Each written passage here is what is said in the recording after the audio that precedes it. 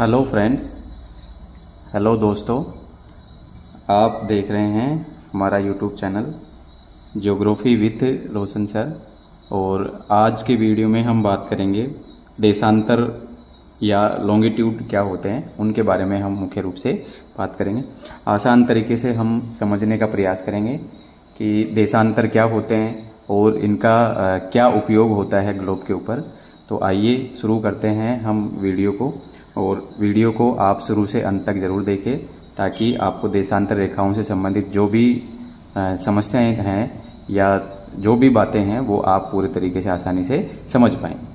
तो सबसे पहले हम बात करते हैं देशांतर रेखाएं होती क्या हैं या देशांतर क्या होते हैं। तो ये हमारी पृथ्वी का एक रूप है और इसमें हम देखते हैं कि जब हम ग्लोब को देखते हैं तो इसके अंदर हमें दो ध्रुव नजर आते हैं, एक उत्तरी ध्रुव और एक होता है दक्षिणी ध्रुव। ये यहाँ पर है उत्तरी ध्रुव और नीचे है दक्षिणी ध्रुव। अगर हम बात करें उत्तरी ध्रुव और दक्षिणी ध्रुव को मिलाने वाली जो रेखा होती है वो क्या कहलाती है, तो वो देशांतर रेखा कहलाती है। ये जो मैंने जो लाइनें बनाई है ये देशांतर रेखा कहलाती है। तो उत्तरी ध्रुव को दक्षिणी ध्रुव से जो रेखा मिलाती है वो देशांतर कहलाते हैं या लॉन्गिट्यूड कहलाते हैं। ये जो देशांतर जो हमने बनाया है इस देशांतर को हम ग्रीनविच रेखा भी कहते हैं। ये ग्रीनविच रेखा भी कहलाती है और इसके अलावा हम इसको 0 डिग्री देशांतर भी इसको हम कह सकते हैं। 0 डिग्री देशांतर, या फिर इसी रेखा को हम किस नाम से जानते हैं, ग्रीनविच रेखा के नाम से भी इसको जाना जाता है। अब इसके अंदर हम देख रहे हैं कि ये जो ग्रीनविच रेखा जो हमने बनाई है, 0 डिग्री देशांतर जो बनाया है, इसके दाहिने ओर का जो भाग है वो पूर्वी गोलार्ध कहलाता है। ये पूर्वी गोलार्ध कहलाता है और इसके बाएं तरफ का जो भाग है ये पश्चिमी गोलार्ध कहलाता है। ये पश्चिमी गोलार्ध कहलाता है। देखो, उत्तरी ध्रुव को दक्षिणी ध्रुव से मिलाने वाली जो लाइनें होती हैं, जो रेखाएं होती हैं ग्लोब पर, वो देशांतर कहलाते हैं। ये जो हमने बिल्कुल जो 0 डिग्री देशांतर जो खींचा है इसको ग्रीनविच रेखा के नाम से भी जाना जाता है, या फिर इसको प्रधान याम्योत्तर भी कहते हैं। एक नाम इसका क्या है, प्रधान याम्योत्तर भी इसको कहते हैं। इसका जो दाहिना भाग होता है उसमें पूर्वी गोलार्ध कहा जाता है और इसका जो बायां भाग होता है उसको पश्चिमी गोलार्ध कहा जाता है। देखो, अब हम इसको इधर हम एक बार और समझते हैं इसको। आप यहाँ पर देख पा रहे हो कि ये क्या है, देशांतर है। देशांतर इसको हम देखते हैं तो किसे कहते हैं भाई देशांतर, ग्रीनविच या प्रधान याम्योत्तर के पूर्व या पश्चिम में किसी स्थान का कोणीय मान उस स्थान का देशांतर कहलाता है। तो ग्रीनविच या प्रधान याम्योत्तर के पूर्व या पश्चिम में किसी स्थान का कोणीय मान उस स्थान का देशांतर कहलाता है। क्या कहलाता है, उसका देशांतर कहलाता है। देखो, ये ग्रीनविच या प्रधान याम्योत्तर जो लाइन है इसके पूर्व या पश्चिम में किसी भी स्थान का, जैसे मान लो हम मान लेते हैं ये एक स्थान है, इस स्थान का जो कोणीय जो मान होता है वो उस स्थान का क्या कहलाता है, देशांतर कहलाता है। फिर देशांतर रेखाएं क्या होती हैं, इसको जानते हैं हम। देशांतर रेखाएं क्या होती हैं, तो देशांतर रेखाएं हम किसे कहेंगे, देखो, ग्रीनविच रेखा के पूर्व या पश्चिम में, ग्रीनविच रेखा के पूर्व या पश्चिम में एक समान मान वाले, एक समान मान या फिर कोण वाले स्थानों को मिलाकर उत्तर से दक्षिण की ओर खींची जाने वाली रेखा को देशांतर रेखा कहलाती हैं। क्या कहते हैं हम उनको, देशांतर रेखाएं कहलाते हैं। इसका मतलब क्या हुआ कि ग्रीनविच रेखा के पूर्व या पश्चिम में एक समान मान या कोण वाले स्थानों को मिलाकर उत्तर से दक्षिण की ओर खींची जाने वाली रेखा देशांतर रेखा कहलाती है। जैसे मान लो ये मैंने कोई बिंदु लिया है या फिर ये कोई स्थान लिया है और इस स्थान का जो देशांतर है या कोणीय जो मान है वो इसका 30 डिग्री है। तो यहाँ से ये 30 डिग्री, ये 30 डिग्री, ये 30 डिग्री, ये 30 डिग्री, तो इस 30 डिग्री वाले स्थानों को मिलाकर के जो रेखा खींची जाएगी वो क्या कहलाएगी, देशांतर रेखा कहलाएगी। देखो क्या है, ग्रीनविच रेखा के पूर्व या पश्चिम में एक समान मान मतलब 30 डिग्री, एक समान मान या कोण वाले स्थानों को मिलाकर उत्तर से दक्षिण की ओर खींची जाने वाली रेखा क्या कहलाती है? देशांतर रेखा कहलाती है। तो ये रेखाएं क्या कहलाती हैं? ग्लोब के ऊपर देशांतर रेखाएं कहलाती हैं। ऐसी देशांतर रेखाएं किधर होती हैं? इधर की साइड में भी होती हैं। ये सब क्या हैं? देशांतर रेखाएं इनको हम कहते हैं। तो इनका सबका मान होता है, जैसे 30 डिग्री है, इसी तरीके से यहाँ 0 डिग्री है। ये प्रधान याम्योत्तर जिसको हम कहते हैं, ये 0 डिग्री है। और जब इधर की तरफ जाते हैं तो सभी देशांतरों के साथ में पूर्व लिखते हैं, और जब प्रधान याम्योत्तर से इधर की साइड में जाते हैं पश्चिमी गोलार्ध में, तो सभी देशांतरों के साथ में हम पश्चिमी लिखते हैं। उसके बाद में देखते हैं हम देशांतरों की प्रमुख विशेषताएं क्या होती हैं। देखो, देशांतरों की प्रमुख विशेषताएं क्या होती हैं? सभी देशांतर रेखाएं ध्रुव से विसर्जित या विकृत होती हुई खींची जाती हैं। इसका क्या मतलब है? देखो एक बार, सभी देशांतर रेखाएं ध्रुव से विसर्जित या विकृत होती हुई खींची जाती हैं। देखो, हमने बात की थी किसकी? ध्रुव के बारे में। जैसे मान लो मैं यहाँ आपको दोबारा से बता रहा हूँ, ये यहाँ पर उत्तरी ध्रुव है। यहाँ पर क्या है? ये उत्तरी ध्रुव है। ये जो बिंदु है ये उत्तरी ध्रुव को बता रहा है, उत्तरी ध्रुव है। अगर हम बात करें इसकी, तो यहाँ से जब हम देखते हैं तो यहाँ से क्या फैली हुई हैं भाई? देशांतर रेखाओं का जाल बिखरा हुआ है। यहाँ से ये देशांतर रेखाओं का क्या है? एक जाल बिखरा हुआ है। ये इस तरीके से यहाँ पर क्या बसा हुआ है? देशांतर रेखाओं का जाल बिखरा हुआ है। देखो क्या है? सभी देशांतर रेखाएं ध्रुव से विसर्जित या विकृत होती हुई खींची जाती हैं। तो ये ध्रुव है, उत्तरी ध्रुव है, और यहाँ से सभी क्या हो रही हैं? विकृत हो रही हैं, या फिर ये क्या हो रहे हैं? यहाँ से विसर्जित हो रही हैं। अगर हम बात करें, ये प्रधान याम्योत्तर है, यानी कि 0 डिग्री देशांतर है। ये 0 डिग्री हो गया। जैसे मान लो ये 30 डिग्री हो गया, ये मान लो कि 60 डिग्री हो गया, और ये मान लो 0 डिग्री से बिल्कुल विपरीत साइड में जो होता है वो होता है 180 डिग्री देशांतर। तो 0 डिग्री से बिल्कुल विपरीत साइड में, अपोजिट साइड में जो देशांतर होगा वो कौन सा देशांतर होगा भाई? 180 डिग्री देशांतर होता है। फिर दूसरी जो विशेषता है वो देखते हैं हम, सभी देशांतर रेखाएं उत्तर से दक्षिण अर्धवृत्त के रूप में खींची जाती हैं। जो देशांतर जो रेखाएं होती हैं ये सारे के सारे अर्धवृत्त होते हैं, यानी कि उत्तरी ध्रुव को किससे मिलाते हैं? ये दक्षिणी ध्रुव से मिलाते हैं। उत्तरी ध्रुव को किससे मिलाते हैं? दक्षिणी ध्रुव से मिलाते हैं। इसलिए सभी जो देशांतर रेखाएं होती हैं वो अर्धवृत्त के रूप में खींची जाती हैं। तो ग्लोब पर ये किस रूप में खींचा जाती हैं भाई? अर्धवृत्त के रूप में खींची जाती हैं। ये सभी की सभी जो देशांतर रेखाएं हैं वो अर्धवृत्त के रूप में खींची जाती हैं। फिर नेक्स्ट जो विशेषता है, नेक्स्ट विशेषता हम देखते हैं इसकी, दो देशांतर रेखाओं के बीच की जो दूरी होती है वो विषुवत रेखा के पास 111.32 किलोमीटर, 45 डिग्री अक्षांशों के पास में 79 किलोमीटर, 80 किलोमीटर अक्षांशों के पास में 19 किलोमीटर, व ध्रुवों के पास बीच की दूरी 0 या 0 किलोमीटर होती है। इसका अर्थ समझते हैं हम क्या होता है। जो देशांतर रेखाएं जो हमने बनाई हैं ग्लोब के ऊपर, इन देशांतर रेखाओं के बीच की जो दूरी होती है वो सभी स्थानों के ऊपर समान नहीं होती है। अगर हम बात करें इसकी, तो हमने कल बात की थी, कल के वीडियो में हमने अक्षांशों को पढ़ा था और हमने बात की थी कि ये यहाँ पर हमने जो रेखा बनाई थी ये कौन सी थी? भूमध्य रेखा थी, जो पृथ्वी को 2 बराबर भागों के अंदर बांटती है।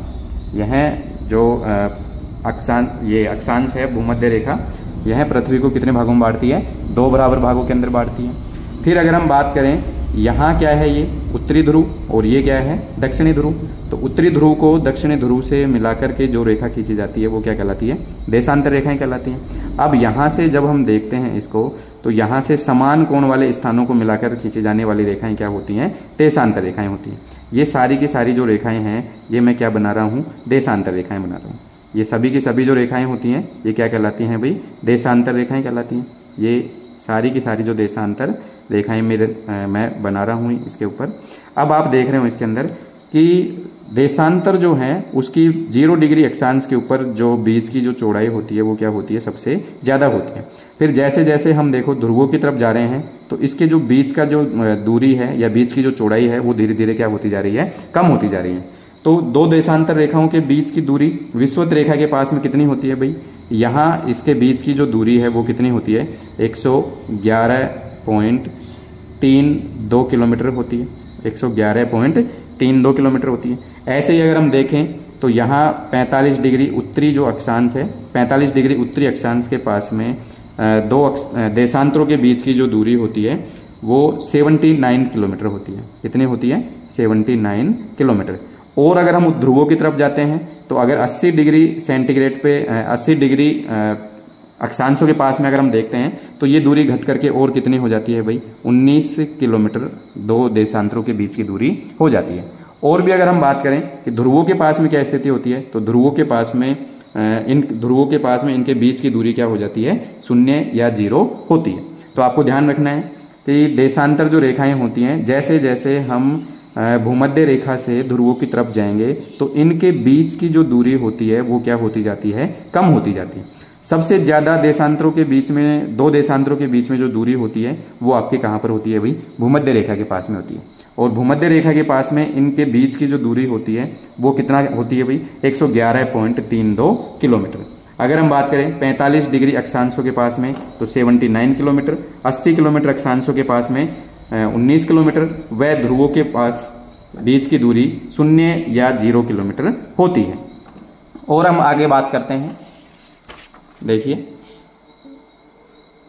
विषुवत रेखा से ध्रुवों की ओर जाने पर देशांतरों के बीच की दूरी घटती जाती है। अभी जैसे हमने बात की कि जैसे जैसे हम विषुवत रेखा से ध्रुवों की ओर जाएंगे तो इनके बीच की दूरी क्या होती जाती है? घटती जाती है। अभी हमने पहले समझा कि विषुवत रेखा से ध्रुवों की ओर जाने पर देशांतरों के बीच की दूरी घटती जाती है। देशांतरों के बीच की दूरी क्या होती जाती है? घटती जाती है। फिर नेक्स्ट जो विशेषता है इसकी, नेक्स्ट विशेषता हम देखते हैं क्या है? दो विपरीत देशांतर मिलकर एक पूर्ण वृत्त का निर्माण करते हैं, जैसे 90 डिग्री पूर्व तथा 90 डिग्री पश्चिमी देशांतर। इसका क्या अर्थ है कि दो विपरीत जो देशांतर हैं वो मिलकर के एक पूर्ण वृत्त का निर्माण करते हैं। इसका मतलब जो देशांतर जो हमने बताए हैं वो देशांतर क्या होते हैं भाई? अर्धवृत्त होते हैं। वो वास्तव में तो क्या होते हैं? अर्धवृत्त होते हैं। लेकिन जब ये विपरीत साइड में ये मिल जाएंगे, जैसे ये जो देशांतर है ये 0 डिग्री देशांतर है, इसके बिल्कुल विपरीत साइड में जो देशांतर होगा वो कितना होगा? 180 डिग्री देशांतर होगा। तो 0 डिग्री देशांतर और 180 डिग्री देशांतर मिलकर के पूरा क्या बनाएगा? एक वृत्त बनाएगा, एक पूर्ण वृत्त का निर्माण करता है। ऐसे ही जैसे 90 डिग्री पूर्वी तथा 90 डिग्री पश्चिमी देशांतर मिलकर के एक पूरा क्या बनाता है? पूर्ण वृत्त का निर्माण करता है। फिर उसके बाद में हम बात करते हैं कुल देशांतरों की संख्या कितनी है। तो कुल देशांतरों की संख्या हमारे पास में कितनी है भाई? 180 डिग्री तो पूर्व में, यहाँ से ये 0 है और यहाँ 0 से हम कहाँ पर जाएंगे? पूर्व की तरफ जाएंगे। तो पूर्व की तरफ कितने अक्षांश हैं भाई? देशांतर हैं।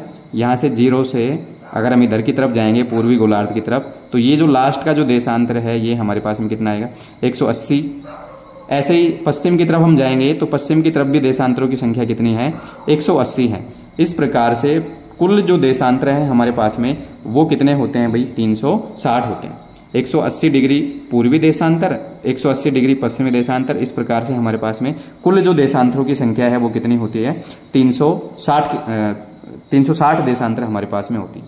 अगर हम बात करें कुल देशांतर रेखाओं की संख्या क्या होती है, तो कुल देशांतर जो रेखाएं होती हैं वो भी कितनी होती हैं भाई? 360 ही होती हैं।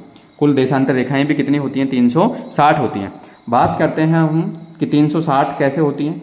तो यहाँ से एक दूसरे तरीके से मैं आपको बताने के प्रयास कर रहा हूँ। जैसे मान लो ये हमने एक लाइन खींची है, ये जो देशांतर खींचा है ये 0 डिग्री देशांतर खींचा है। यहाँ से 0 डिग्री देशांतर हो गया। हम दाहिने तरफ जाएंगे तो ये होते हैं पूर्वी गोलार्ध और बाएं तरफ जाएंगे तो ये होता है पश्चिमी गोलार्ध। अगर हम बात करें यहाँ 0 डिग्री से इधर की तरफ जाते हैं तो ये जैसे मान लो कि ये 10 डिग्री अक्षांश है, 10 डिग्री देशांतर है और 10 डिग्री ये क्या है? ईस्ट है। ऐसे ही जब हम बात करते हैं ये 20 डिग्री, ये 30 डिग्री, ये 40 डिग्री, 50 डिग्री, इस प्रकार से हम यहाँ तक जाएंगे तो यहाँ तक कितना आएगा भाई? 180 डिग्री देशांतर। ऐसे ही जब हम पश्चिम की तरफ जाते हैं तो पश्चिम की तरफ भी ये जो देशांतर हैं इनकी संख्या कितनी होती है भाई? 180 डिग्री देशांतर तक होती है। तो इधर भी कितना होता है? 180 डिग्री। अब बात ये आती है कि 180 जो डिग्री जो देशांतर होता है, 180 डिग्री देशांतर चाहे हम पूर्व से जाएं चाहे हम पश्चिम से जाएं, क्योंकि हमारी जो पृथ्वी है वो कैसी है? गोल है। और हमारी पृथ्वी गोल होने की वजह से ये हमने जो डायग्राम बनाया है ये तो हमने मानचित्र के टाइप में बनाया है, लेकिन जो हमारी जो पृथ्वी गोल है, तो इधर से जब हम जाएंगे तो 180 डिग्री और इधर से जब हम जाएंगे तो 180 डिग्री, दोनों ही देशांतर क्या होते हैं, एक ही होते हैं। यानी कि ये अलग अलग नहीं होते, दोनों देशांतर क्या हैं, एक ही हैं। तो 180 डिग्री देशांतर चाहे पूर्व से जाएं चाहे हम पश्चिम से जाएं, दोनों ही देशांतर क्या होते हैं, एक होते हैं।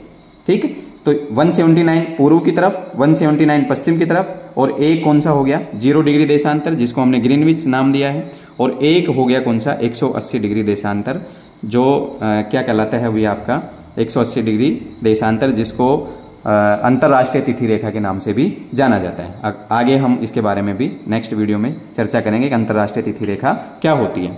तो कुल देशांतर रेखाओं की जो संख्या है हमारे पास में कितनी होती है, 360 होती है। आपको ये बताना है, पिछले वीडियो में हमने बात की थी कि कुल अक्षांश और कुल अक्षांश रेखाएं कितनी होती हैं, ये आपको कमेंट बॉक्स के अंदर बताना है। फिर आगे हम देखते हैं देशांतरों का प्रयोग किस लिए किया जाता है।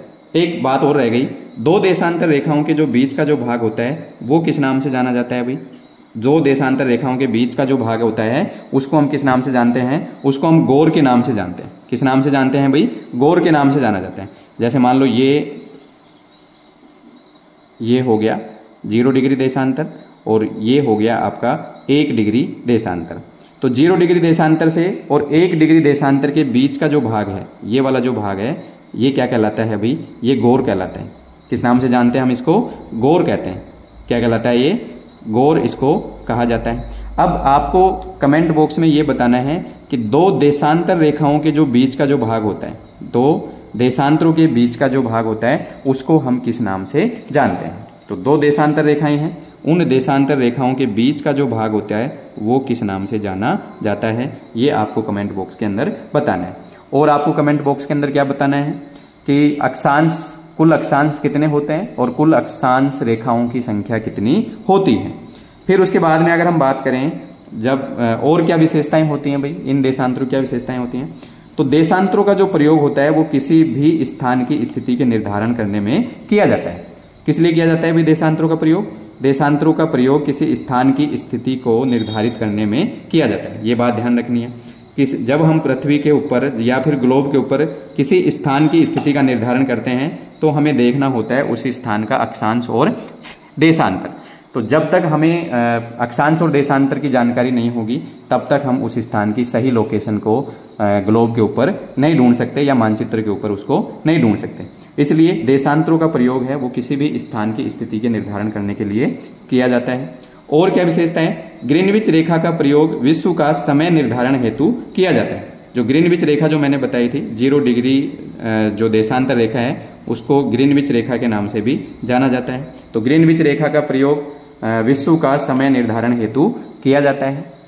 तो ये हमारा एक छोटा सा बिंदु था देशांतर, और देशांतर से संबंधित जितनी भी बातें थी या जो महत्वपूर्ण प्रश्न आपके लिए बन सकते थे उन सबको कवर करने की कोशिश की है और आसान तरीके से हमने समझने का प्रयास किया है। अगर वीडियो समझ नहीं आया तो एक बार दोबारा से देखें इसको, और अगर समझ में आ गया तो वीडियो को सब्सक्राइब करें, लाइक करें, कमेंट करें। धन्यवाद।